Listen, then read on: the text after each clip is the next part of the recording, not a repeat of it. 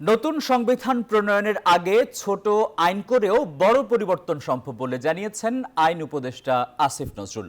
বলেন, প্রধানমন্ত্রীর মেয়াদ সীমাবদ্ধ করাই সমাধান নয়, ক্ষমতার ভারসাম্য আনাই জরুরি। আর বিএনপির স্থায়ী কমিটির সদস্য সালাউদ্দিন আহমেদ বলেন, আওয়ামী লীগের বিচারের উদ্যোগ ও কার্যক্রম নিষিদ্ধ করায় সরকারকে সাধুবাদ জানায় বিএনপি।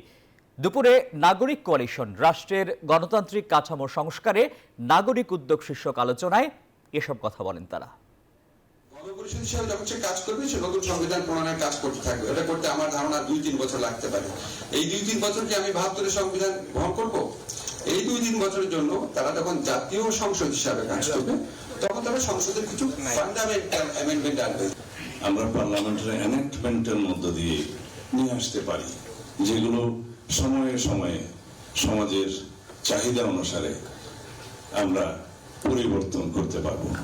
সংবিধানে একবার একটা আর্টিকেল সংযোজন হয়ে গেলে সেটা সংবিধান পরিবর্তনের যে বিধান, সেই বিধান ছাড়া কখনো সংশোধন করা সম্ভব হবে না। বান্ডেল থাকলে প্রতি সেনমানিতে টাকা বাঁচবে। বিকাশ সেনমানি বান্ডেল কিনে জিতুন প্রতি লেনদেনে।